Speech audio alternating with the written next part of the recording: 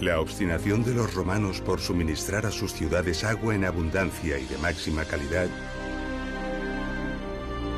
obligó a sus ingenieros a diseñar y calcular acueductos de una envergadura tan asombrosa como admirable. A medida que el imperio crecía y con él sus ciudades, estas obras alcanzaron unas magnitudes asombrosas, capaces de sobrecoger a los mejores ingenieros modernos.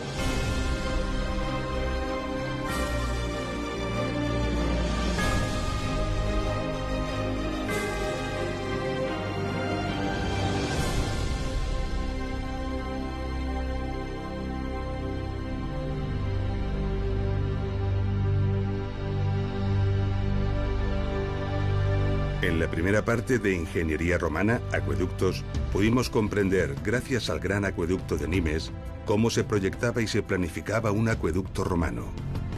La solución para asegurar el suministro de agua a una gran ciudad como fue la antigua Nemausus. Y gracias a los acueductos de Tiermes, Cella y Chelva, pudimos ver cómo incluso ciudades muy modestas estaban dotadas de grandes acueductos, lo que nos confirma la idea de que toda ciudad romana debía disponer de un caudal continuo y abundante de agua de calidad. Los misterios que encierran los acueductos de muchas ciudades son hoy en día numerosos. Desentrañar algunos de ellos supone un verdadero desafío para arqueólogos e ingenieros modernos, algunos de tal alcance que no permiten ni siquiera poner de acuerdo a los actuales investigadores.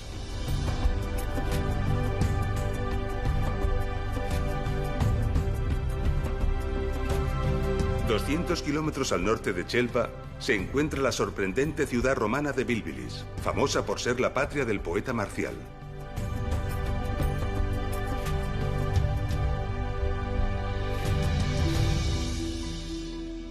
Bilbilis fue una ciudad de tamaño medio en la vía romana de Caesar Augusta a Complutum. Bilbilis tenía cierta singularidad. Situada en una empinada ladera, se apartaba del concepto habitual de una ciudad romana.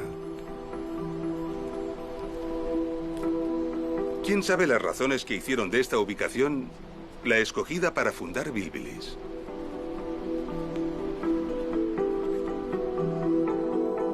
Quizás sean obvias. Las vistas aquí son realmente sobrecogedoras y esta orientación es la mejor para este clima. Sea como sea, esta decisión representaba un extraordinario reto para los ingenieros que debían dotarla de agua. Porque, ¿cómo hacer llegar el agua hasta esta altura?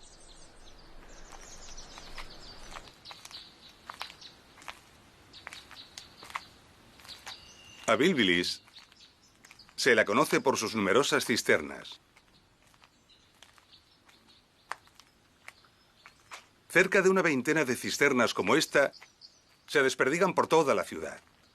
Todas ellas a diferentes alturas. Hay varias teorías que explican la presencia de tantas cisternas. Algunos arqueólogos han apuntado la hipótesis de que estas cisternas se utilizaron para almacenar el agua de lluvia. Pero ¿cómo creer que los romanos bebían de la lluvia después de los esfuerzos que hemos visto para transportar las aguas en Nimes, Tiermes o Cella? Además, en este territorio llueve muy poco. Su pluviometría es prácticamente de desierto y las cisternas están en los puntos altos de las crestas. Las cisternas nunca se llenarían con la lluvia.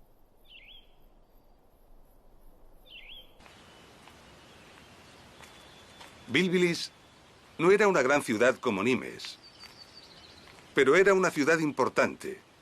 Desde luego era mucho mayor que otras que hemos visto, como Tiermes o Cella.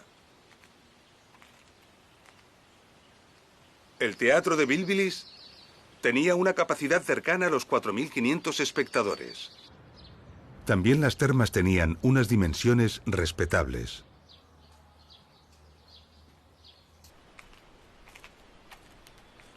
Pero si no fue para almacenar agua, ¿por qué tantas cisternas? Observemos una de ellas detenidamente. Aquí tenemos una cisterna construida con hormigón romano e impermeabilizada con el mortero empleado habitualmente. Podemos ver aquí el lugar por donde entraba el agua. Pero en estas cisternas no se ve salida allí abajo, en la base.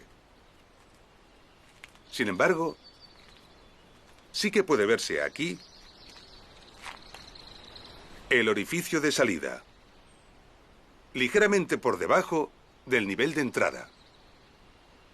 Esto significa que esta cisterna no puede vaciarse por gravedad y se dispone de muy poca cantidad de agua entre la diferencia de niveles. Cualquier depósito que pretenda almacenar tiene una salida en la parte inferior. Entonces, esto no es un depósito. Pero si no es un depósito, ¿cuál es la misión de tantas cisternas?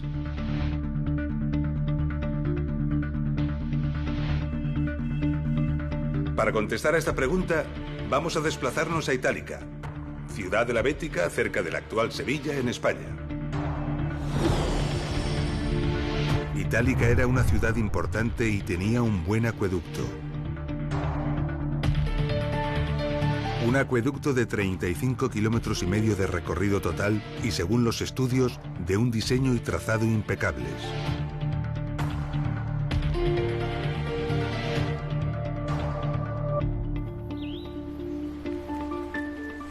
Cerca de la ciudad se encontró este impresionante grupo de cisternas.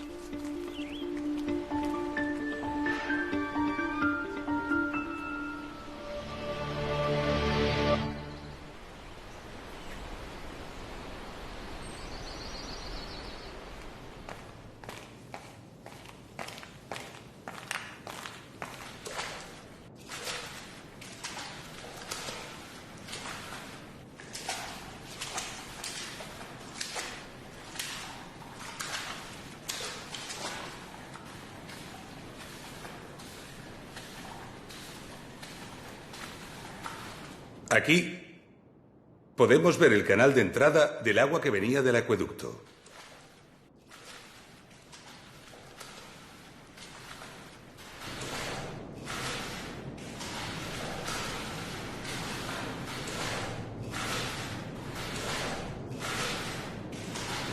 Y vemos que, al igual que ocurría en las cisternas de Bilbilis, la salida de agua para el abastecimiento está en la parte superior. Así que esto tampoco parece un depósito de almacenamiento. Pero si no es un depósito, ¿por qué un tamaño tan grande? ¿Cuál era su función? Recordemos los pequeños areneros de los pozos de registro de Tiermes. Allí, gracias al rebaje en el fondo de los pozos, se recogía la arena y otras partículas en suspensión que el agua transportaba. Las cisternas de Bilbilis, y en general las de todas las ciudades romanas, tienen precisamente esta función, pero a una escala mucho mayor. Veámoslo en la de Itálica. El agua entraba por la parte superior y circulaba por la cisterna. Gracias al gran tamaño de la cisterna, el agua disminuía su velocidad hasta ser casi nula. Esto permitía que todas las partículas en suspensión se precipitasen al fondo por acción de la gravedad. Es decir, sedimentaban, quedando el agua limpia de sólidos en suspensión. A este proceso se le llama decantación. Así que, en realidad, estas cisternas son decantadores. No sirven para almacenar el agua, sino para depurarla. El agua más limpia es la superficial, y por esta razón, la salida del agua se encuentra en la parte superior, apenas ligeramente por debajo del nivel de entrada.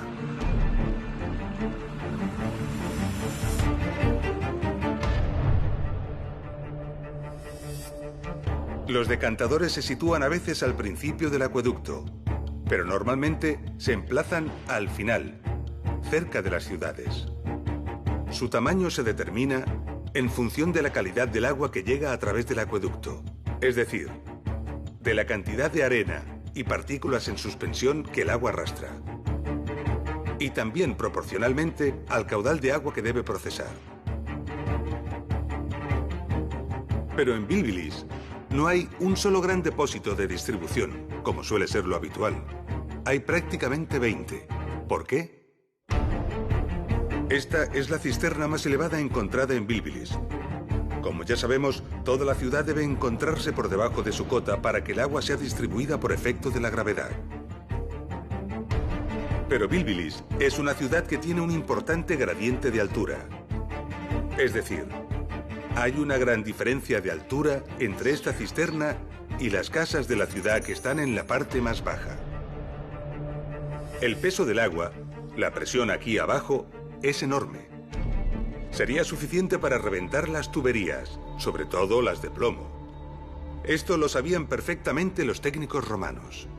Así que para evitarlo, ingeniaron una red de cisternas más o menos equidistantes en altura, de forma que nunca se produjera una presión superior a lo que equivale a una atmósfera, unos 10 metros de altura. De esta forma, el agua, al llegar a la primera cisterna, era decantada y quedaba a presión atmosférica. Después, por gravedad, el agua se conducía hasta la siguiente cisterna, donde se volvía a decantar y a quedar nuevamente sin presión. Y así sucesivamente, una cisterna detrás de otra. Un ingenioso sistema de decantación y fragmentación de presiones al que se le debió de unir un complejo sistema de distribución del agua a todos los rincones de la ciudad. Esta hipótesis se corresponde con la idea de mantener un caudal de agua de calidad, continuo y permanente, la exigencia romana para el abastecimiento a sus ciudades. Pero recordemos, Bilbilis se encuentra en una ladera muy inclinada, así que la primera cisterna, que tiene que recibir el agua, se encuentra en una cota muy elevada. ¿Cómo hacer llegar el agua hasta ella? ¿Disponían los romanos de una fuente de suficiente caudal y calidad por encima de esta cota? La respuesta es sí. Al norte de Bilbilis, a unos 10 kilómetros, se encuentra la Sierra de la Virgen, con importantes manantiales situados sobradamente por encima de la cota necesaria y cuya agua podía ser captada y trasladada por un canal apoyado en el suelo hasta las cercanías de Bilbilis.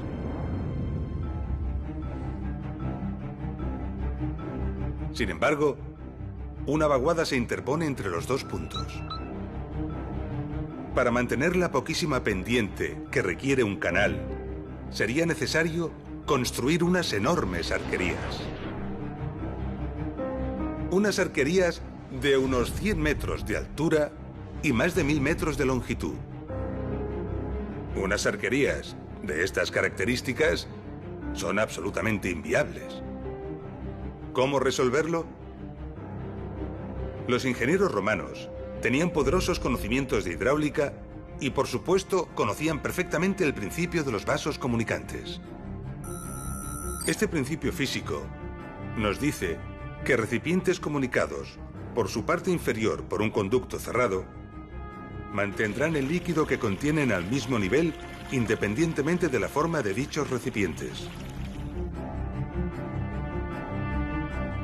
Con este principio, los ingenieros romanos planificaron en Bilbilis lo que conocemos como un sifón invertido.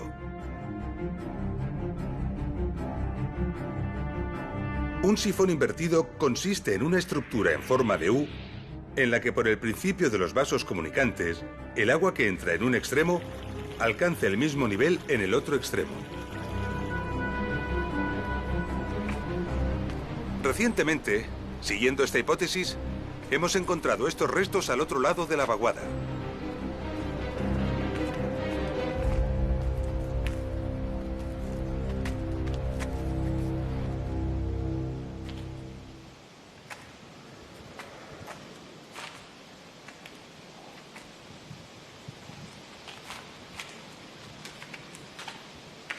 Sorprendentemente, lejos de Bilbilis y en la cima de esta escarpada colina, hemos encontrado este depósito de hormigón romano.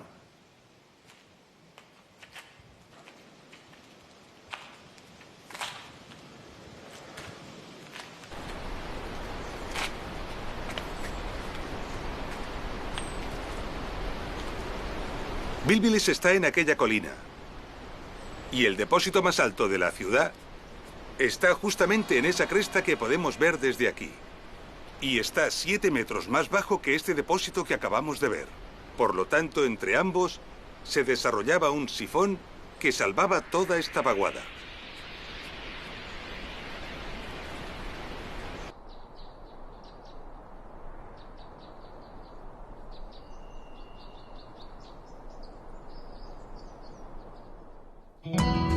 Los sifones son los grandes elementos desconocidos de los acueductos, a pesar de que su uso fue muy habitual y reiterado en ingeniería romana.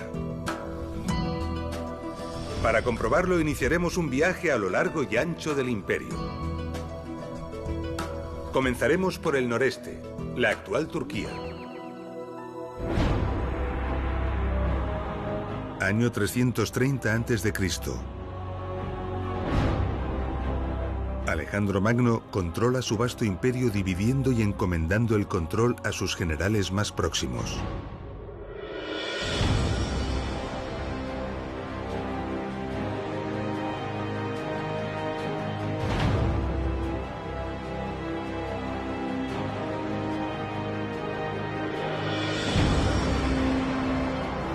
El general Lisímaco recibe el control de Tracia.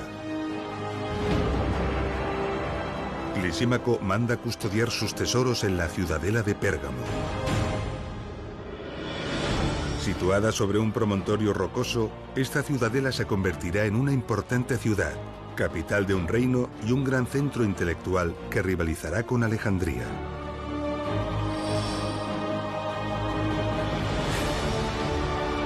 Pérgamo tendrá su propia escuela de pensamiento y su biblioteca llegará a albergar más de 200.000 rollos de papiro.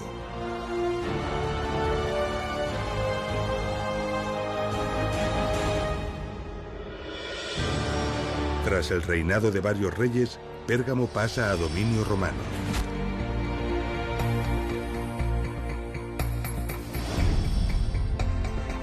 Pérgamo tuvo entre 7 y 8 acueductos de diversas épocas. De ellos, el llamado acueducto de Madradag fue sin duda el más famoso. Este acueducto captaba el agua de varias fuentes de los flancos del Madradag, montañas situadas a más de 30 kilómetros de Pérgamo. La primera fuente se encontraba a 1230 metros de altura.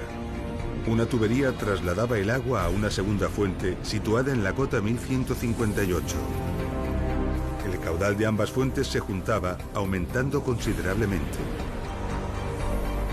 Por ello, a partir de este punto, los constructores del acueducto decidieron emplear dos tuberías paralelas. Estas transcurrían durante 12 kilómetros hasta una tercera fuente en la cota 650. El nuevo incremento de caudal obligó a añadir una tercera tubería. Las tres transcurrían juntas en paralelo durante 25 kilómetros hasta llegar a un depósito decantador instalado en la cota 368 en el monte Agios Georgios.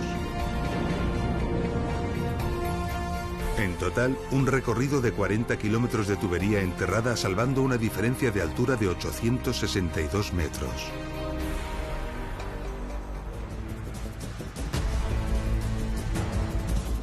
Así que decidieron emplear tramos de tubería de plomo de 30 centímetros de diámetro. Los tramos fueron sellados con más plomo y conectados mediante sillares de piedra taladrados. Y todo el conjunto se fijó al terreno fuertemente mediante largos puentes de apoyo. Miles de tuberías descendían el valle resistiendo la enorme presión y las grandes fuerzas que el agua ejercía. Luego atravesaban su fondo protegidas y suspendidas por unas arquerías. Y finalmente ascendían la ladera del valle para alcanzar la ciudad de Pérgamo en la cota 322. En total, un sifón de plomo de 3,5 kilómetros y 190 metros de altura de presión. El acueducto de Madradag ya suministraba agua a la Acrópolis de Pérgamo hacia finales del siglo III a.C., mucho antes del dominio romano. Este es un buen dato para certificar que la principal fuente de conocimiento que los ingenieros romanos atesoraron para la construcción de sus acueductos fue de origen griego, y nos recuerda que los griegos ya hicieron obras prodigiosas con anterioridad. El sifón de Bilbilis dataría del año 0 aproximadamente, año estimado de la fundación de la ciudad, unos 200 años más tarde que la construcción del acueducto de Madradag. Parece pues evidente y probado que los técnicos romanos ya poseían un gran conocimiento sobre el diseño y construcción de los sifones en el momento en que Bilbilis fue construida. El acueducto de Madradag es de origen helenístico, pero fue ampliado, modificado y mantenido por los romanos cuando la ciudad entró bajo su dominio. Esta capacidad para recoger el conocimiento, ampliarlo y perfeccionarlo es una de las grandes cualidades de la civilización romana. Así que la ingeniería griega para la ejecución de sifones fue ampliamente superada por los técnicos romanos. Tenemos excelentes ejemplos en Lugdunum, capital de la provincia romana de la Galia Lugdunensis, la actual e importante ciudad francesa de Lyon.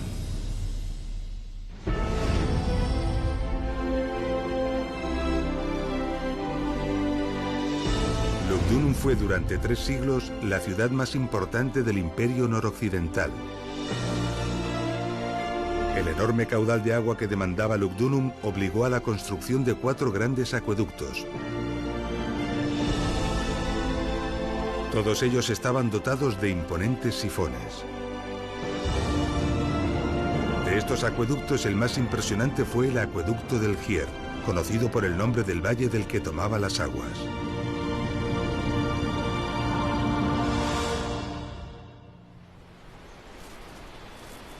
El acueducto del Gier tenía una longitud total de 87 kilómetros de canal. Un canal que unía las fuentes escogidas con los depósitos decantadores que se conservan en lo alto de la colina de Lyon. 87 kilómetros de canal para salvar una distancia de 42 kilómetros en línea recta. Fue necesario construir 11 túneles y unos 40 grupos de arquerías. Uno de ellos es este: las arquerías de llegada al sifón de Bonan, el mayor de los 4 sifones que el acueducto del Gier tenía.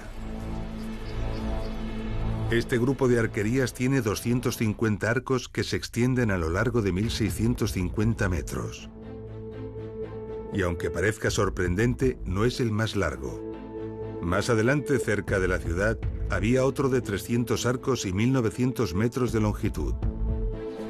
Estas arquerías no fueron construidas para cruzar obstáculos ni valles. Su sentido es otro distinto.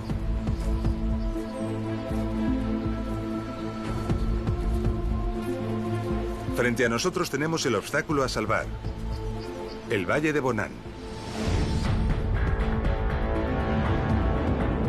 La cota a este lado del valle, a ras de suelo, es demasiado baja para lograr que el agua alcance el depósito de salida que se encuentra al otro lado del valle.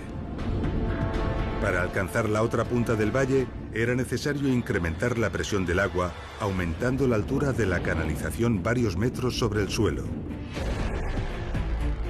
Y este es el sentido de estas arquerías: mantener elevado el depósito de entrada al sifón.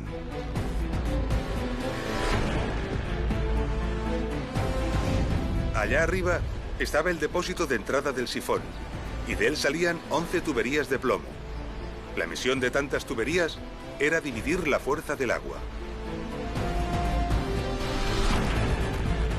Las tuberías se apoyaban sobre estas rampas y se cubrían con un buen espesor de hormigón.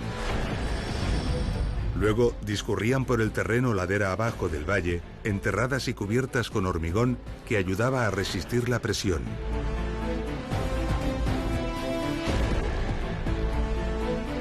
Tras 1.200 metros, las tuberías lograban descender de la cota 313 a la 191, donde se encontraban con el Venter. El Venter era un puente que permitía mantener las tuberías elevadas respecto al fondo del valle, salvando los caminos, los ríos y las riadas. El Venter del sifón de Bonan medía 320 metros y estaba construido con una impresionante estructura que en buena parte hoy en día todavía se conserva.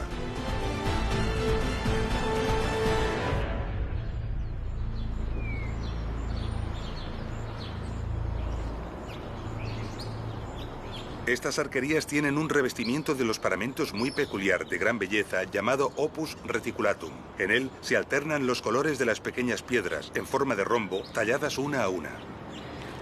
Los enormes volúmenes de fábricas estaban construidos en hormigón, alternando con ladrillo, y revestidos concretamente de esa retícula. Una prueba contundente de que buscaban, además de la eficacia y lo funcional, la belleza.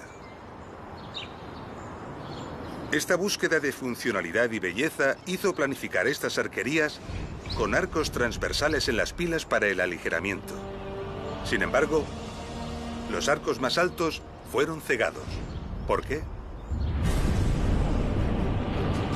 Cuando el sifón se ponía en carga, el golpe del agua sobre las tuberías del Venter era enorme, transmitiendo violentos esfuerzos a los arcos. El puente sufría así enormes tensiones y acusados movimientos. Tal vez, la primera vez que esto ocurrió, estas arquerías vibraron y se agitaron tan violenta y amenazadoramente que los ingenieros decidieron reforzarlas macizando los arcos laterales de las pilas. Se debió de sacrificar así esbeltez por seguridad.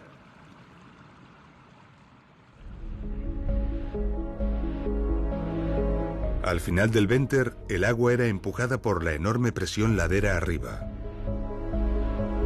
Este punto era realmente crítico. A la enorme presión se añadía la sedimentación y la acumulación de la arena que el agua pudiese arrastrar. Esto podría provocar el taponamiento del sifón, dejando el acueducto fuera de servicio. Así que era necesario que el agua llegara limpia al sifón, libre de arena y de partículas en suspensión. Lugdunum tenía grandes decantadores en la llegada a la ciudad, pero estaban situados después de los sifones. Y no había ningún gran decantador al inicio del acueducto. Entonces, ¿cómo lograban que el agua que llegaba a los sifones estuviera suficientemente limpia? Además del arenero de la propia cámara de entrada de los sifones, el acueducto del Gier tenía unos 1000 pozos de registro.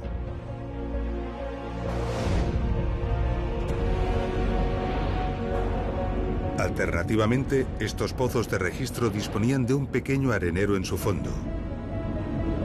En total, 500 areneros.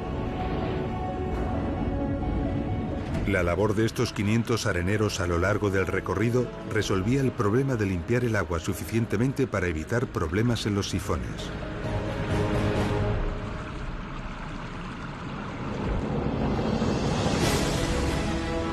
Tras superar el Venter y empujada por la presión, el agua ascendía la ladera del valle recorriendo otros 1100 metros y alcanzando el depósito de salida en la cota 305.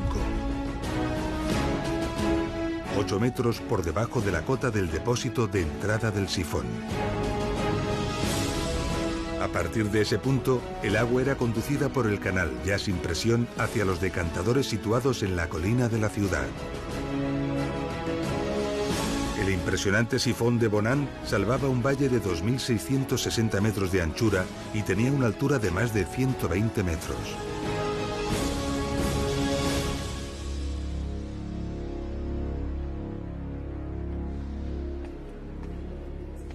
El plomo fue saqueado del acueducto del Gier, seguramente en las primeras épocas tras la caída de la ciudad, hasta no dejar prácticamente ni rastro. Lo mismo ocurrió con el metal en el acueducto de Pérgamo. Los metales eran muy preciados y codiciados en todas las épocas, y el saqueo fue generalizado. Esta es una explicación de por qué no ha quedado ni rastro de cualquier tubería que hubiera existido en el sifón de Bilbilis. Según algunos cálculos realizados, la cantidad de plomo necesaria para la construcción de los sifones del acueducto del Gier ascendía a la increíble cantidad de 10.000 toneladas. Y recordemos que el acueducto del Gier era solo uno de los 4 acueductos que suministraban a la ciudad de Lugdunum. Por suerte, algunas tuberías sí que han logrado conservarse en otras partes del imperio. Aquí, en el Museo del Arles Antiguo, también en Francia, se conservan estos estupendos ejemplares. Observando estas detenidamente, podemos ver muy claro cómo fue la técnica de fabricación. Los romanos fabricaban las tuberías partiendo de una plancha de plomo que curvaban alrededor de un núcleo de madera hasta formar un tubo. Después, el núcleo se retiraba y los bordes se soldaban con un cordón de plomo, quedando una sección oval y dejando a la vista una costura longitudinal.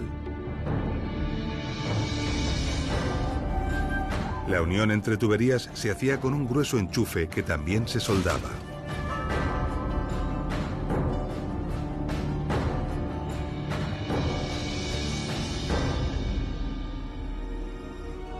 Nos trasladaremos hasta la antigua Tarraco, capital de la provincia romana de la Hispania Citerior, para hacer una interesante reflexión sobre esta cuestión.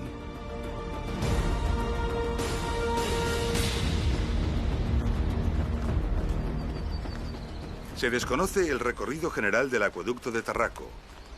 Se sospecha que las fuentes estaban situadas no muy lejos del municipio de Alió, a unos 20 kilómetros de la ciudad. 4 kilómetros antes de llegar a la ciudad, el acueducto tuvo que enfrentarse a una vaguada de unos 200 metros, donde la construcción de un sifón hubiera sido lo más indicado. Sin embargo, aquí tenemos unas impresionantes y bellas arquerías, de las mejor conservadas del imperio.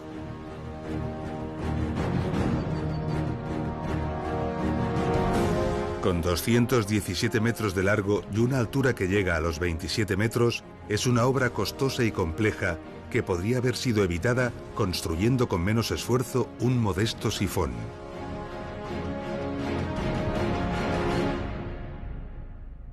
¿Por qué los romanos optaron por unas espectaculares pero costosas arquerías en lugar de por un eficaz pero más económico sifón?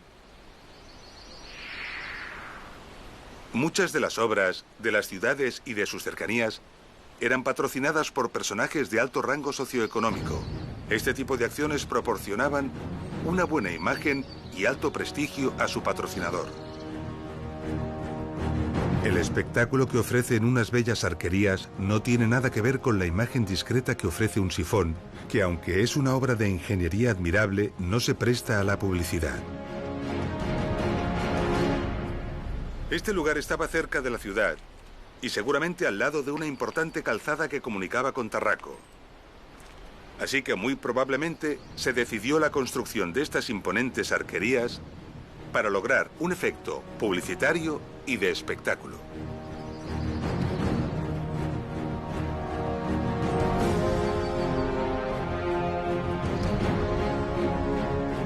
Otro ejemplo significativo de esto son las sobrecogedoras arquerías del acueducto de Segovia, bella ciudad del centro de España.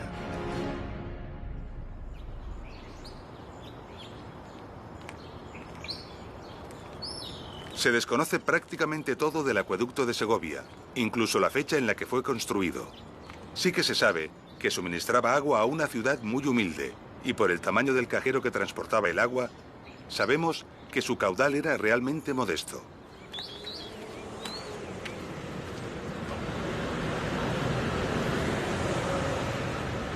Si recordamos el cajero del acueducto de Nimes y lo comparamos con el cajero de este acueducto, nos daremos cuenta enseguida de la diferencia de caudales que ambos acueductos conducían.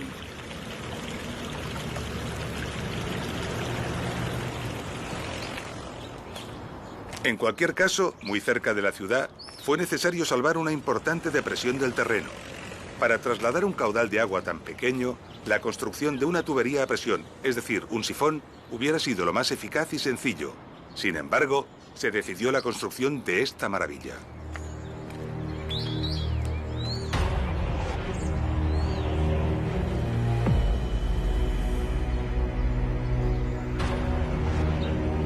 Construido en grandes bloques de granito que se sujetan únicamente por el equilibrio que aporta su sobrecogedor y admirable diseño, alcanza los 28 metros de altura. 24.400 bloques de piedra para construir 167 arcos. 7.500 metros cúbicos de duro granito. Los sentimientos de poder y grandeza que despierta una obra como esta aún se sienten con toda su fuerza hoy en día, a pesar de lo acostumbrados que estamos a las grandes obras de ingeniería modernas. El efecto propagandístico y la búsqueda del espectáculo es la causa de estas colosales arquerías, como demuestra la cartela con letras que aún se conserva en lo más alto, anunciando al benefactor de la obra.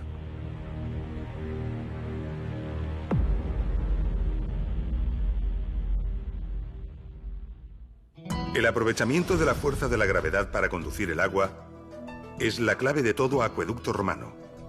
El agua discurre por los canales y atraviesa los sifones empujada por su propio peso. Por eso, las ciudades deben construirse por debajo de la cota de llegada del acueducto. Esto también ocurre en la ciudad romana de Uxama, ciudad de la Celtiberia hispana. Pero en Uxama encontramos algo particular y excepcional que merece una visita.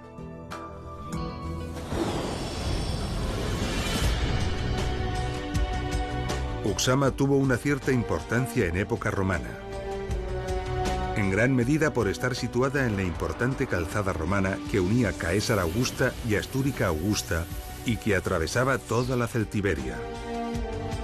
Se la dotó de agua de excelente calidad desde las fuentes que constituyen el nacimiento del río Ucero.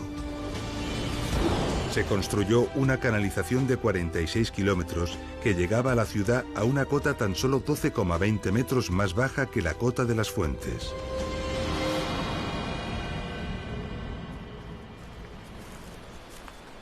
La mayor parte de Uxama está actualmente por excavar y estudiar. Varias cisternas similares a las de Bilbilis repartían el agua a toda la ciudad. Pero algunas cisternas, entre ellas esta, se encuentran por encima de la cota de llegada del acueducto. ¿Por qué?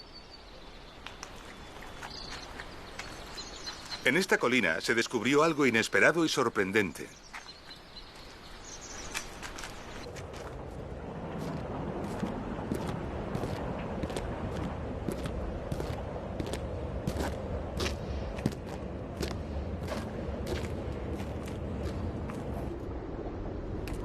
En la cumbre de esta colina se encontró esta gran cisterna subterránea que en realidad es un decantador.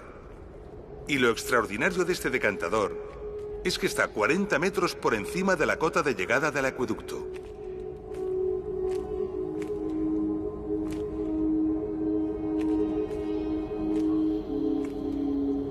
Por alguna razón nada habitual, parte de la ciudad precisó estar a una elevación mayor que el acueducto y no podía ser suministrada por este. La solución a este problema fue construir un decantador en lo alto de la colina y distribuir el agua desde allí a los sitios donde el agua del acueducto no podía llegar por gravedad. Pero, ¿cómo llegaba el agua hasta esta cisterna? La hipótesis más plausible es que salió del propio acueducto y que se usó un sistema de elevación basado en una noria conocida hoy como de rosario. Una noria de rosario consiste en una gran rueda que arrastra una cadena dotada de pequeñas bolas o elementos similares que impulsan el agua dentro de una tubería. De esta manera se podría haber elevado parte del caudal del acueducto al decantador de la colina.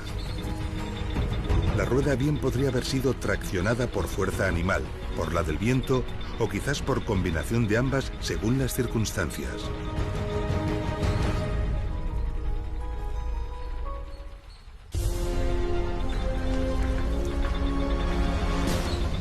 Las norias de rosario eran utilizadas también por los ingenieros romanos en las explotaciones mineras para realizar el achique del agua de las galerías. Muchas de las explotaciones mineras requirieron la construcción de importantes acueductos, no solo para evacuar el agua desde las minas hacia el exterior, sino para llevar el agua desde el exterior hacia ellas. Las explotaciones auríferas requirieron ingentes cantidades de agua para la remoción de tierras y el lavado minucioso del material para la extracción del oro. Esto puede sorprender, porque la imagen habitual que tenemos de los acueductos es la del abastecimiento de agua a las ciudades. Pero los acueductos tenían otras muchas aplicaciones. La minería y la agricultura eran algunas de ellas. En el acueducto de Arles, importante ciudad de la Galia narbonense, encontramos un bonito y original ejemplo. Arles era alimentada principalmente por dos acueductos procedentes de la próxima cordillera de los Alpilles. Ambos, de longitudes modestas, entre los 20 y 30 kilómetros, convergían aquí, a unos 10 kilómetros de Arles.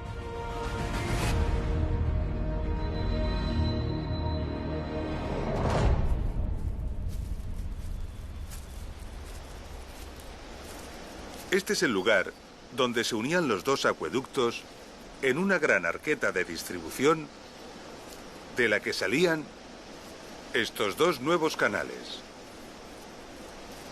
El objetivo de esta arqueta era el control independiente de los caudales de ambas canalizaciones.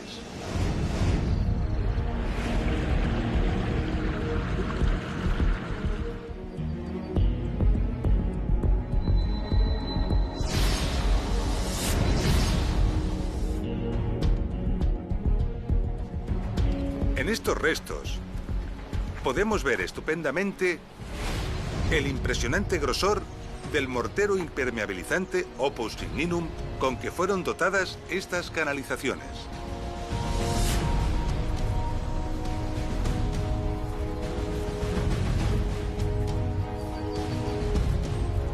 En esta pieza caída se puede ver perfectamente el mortero de Opus Signinum en el fondo y el bocel bien pulido.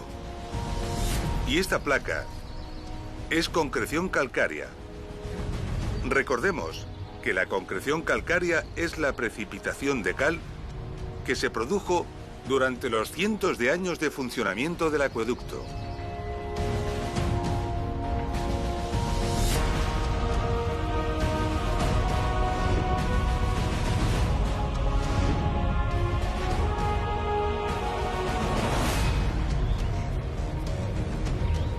En este punto, podemos ver cómo una de las canalizaciones giraba hacia el oeste para suministrar de agua a la ciudad de Arles y la otra continuaba recta hacia una empinada ladera.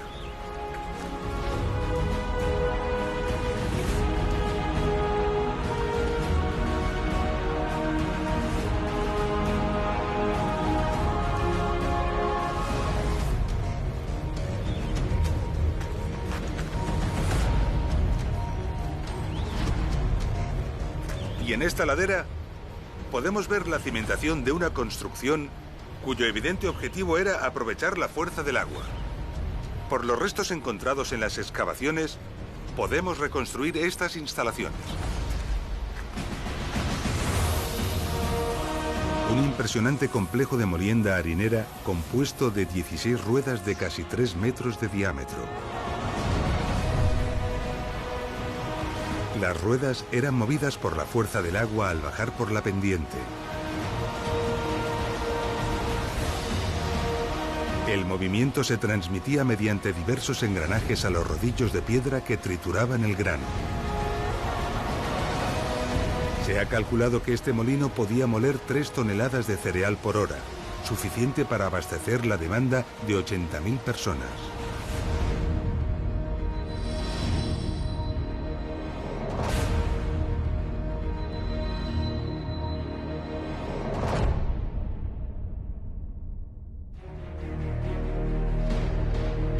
En esta serie documental hemos escogido los ejemplos de acueductos del Imperio que hemos considerado más adecuados desde el punto de vista didáctico. El principal objetivo ha sido transmitir de la mejor forma posible los conceptos fundamentales y más importantes de la ingeniería de los acueductos romanos. También hemos querido escoger algunos de ellos por ser poco conocidos, permitiendo así que admirables obras, muchas de ellas tan olvidadas, tengan la oportunidad de obtener, al menos, parte del reconocimiento que merecen. Pero el Imperio tiene cientos de acueductos que no hemos tratado, algunos más impresionantes en diseño y audacia que los que hemos visto, y que son dignos de ser nombrados. Como el acueducto de Cherchell en Argelia, o el d'Aix-en-Provence y el de Metz en Francia, que rondan los 50 kilómetros, o el de Breven con 70 kilómetros y el espléndido de Fréjus con 45 también en Francia. Muchos rondan los 100 kilómetros de longitud, como el de Gades al sur de España y el de Colonia en el centro de Alemania. El maravilloso acueducto de Aspendos en la actual Turquía, que resolvía la enorme carga de presión a la que se enfrentaba en su tramo final gracias a 2 torres intermedias y 3 sifones contiguos. Todo ello sobre un gran venter continuo realizado sobre grandes arquerías. El gran acueducto de Cartago se alimentaba de varias fuentes, la más lejana a más de 130 kilómetros. Precisó de 16 kilómetros de arquerías para que el canal mantuviera la cota adecuada que requería la ciudad. Sus colosales decantadores eran más grandes que un campo de fútbol y decantaban simultáneamente unos 60 millones de litros de agua.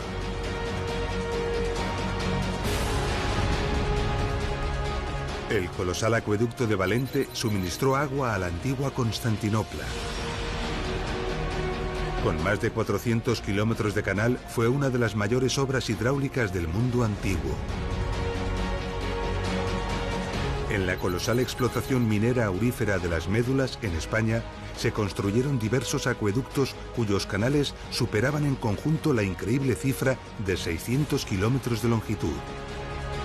Allí, la fuerza del agua fue utilizada literalmente para disolver las montañas.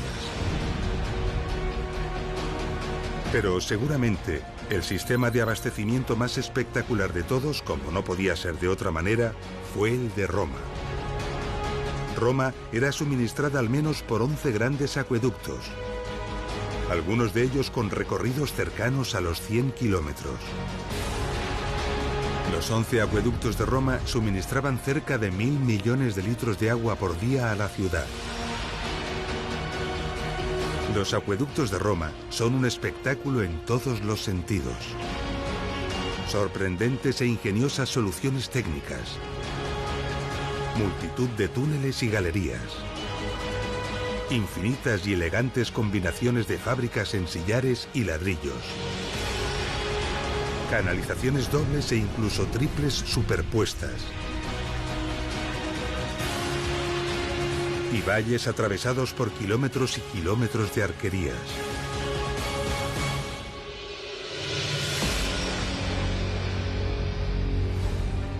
Hemos llegado al final de nuestro episodio.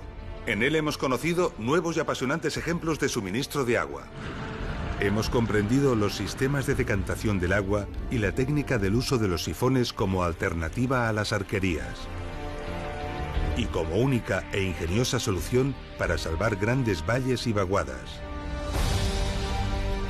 Y finalmente, hemos visto que el uso de los acueductos no se limitaba únicamente al suministro de las ciudades, sino también a usos industriales y mineros. En nuestro próximo episodio, conoceremos la prodigiosa ingeniería que se esconde tras las vías de comunicación que los ingenieros romanos proyectaron y construyeron. Nos vemos en Ingeniería Romana, Carreteras.